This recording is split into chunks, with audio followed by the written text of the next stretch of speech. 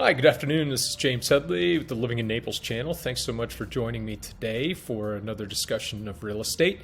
A little less specific to the Naples area today, but I had a friend actually ask me about Ideal Agent.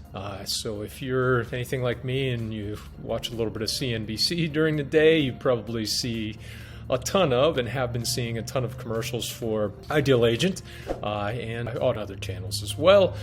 But that's where I mostly see them, and they're offering the service of selling your home for 2%.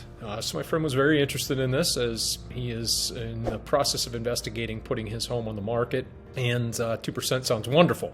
So he was asking me about that, and I want to talk a little bit about Ideal Agent and similar models today, just to give you a bit of background information on that so that you can make an informed decision. So as always, thanks for joining me on the channel. I appreciate you tuning in, and obviously if you like what you see, please do like it, subscribe to the channel, and share it with your friends. And with that, let me dive right in.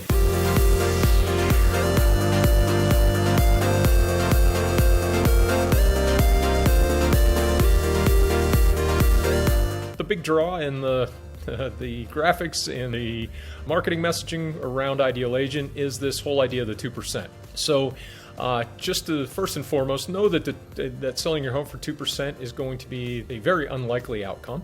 That 2% is purely the seller side. What that agent that's working for you is going to take in terms of their commission before they share their cut with Ideal Agent and their own brokerage potentially as well. So there is going to be the buyer side of that equation, which you're going to be paying more than likely as well. So that means that ultimately your effective commission rate is going to be generally between 4 to 5%. So that, depending upon the prevailing rate in your community, which isn't really all that different, certainly as you get closer to the 5%, than what you're likely to pay to any other agent who's working for you, any brokerage that you may hire to sell your home. So there isn't a really significant difference there. The second big aspect, second big marketing point that you'll hear from the Ideal Agent ads is that you're going to get the best of the best in the vetted agents. And these agents certainly are, in many, if not most cases, very good agents.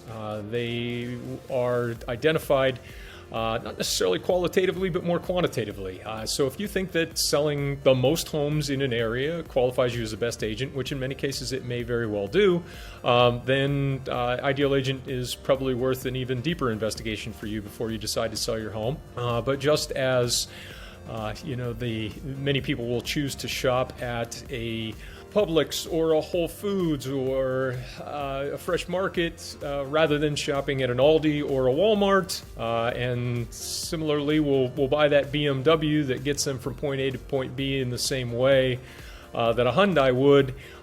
There are different brokerages for different reasons out there.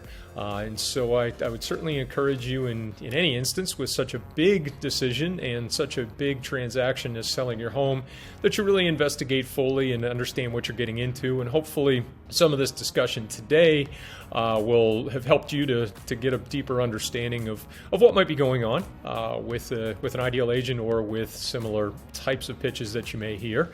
And again, they may be very right for you. I hope that you might consider me, and we can have a discussion about how I would compare and the services that you get with me would compare to them or to any other brokerage that you might be considering. So please do reach out anytime. I'd love to hear from you and would love the opportunity to determine whether we're a good fit for each other.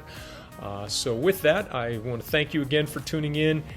Remind you one more time, if you would like, subscribe and share. That helps us out here at the channel, and I'll look forward to hopefully working with you on selling or buying a home in the future. Thanks so much.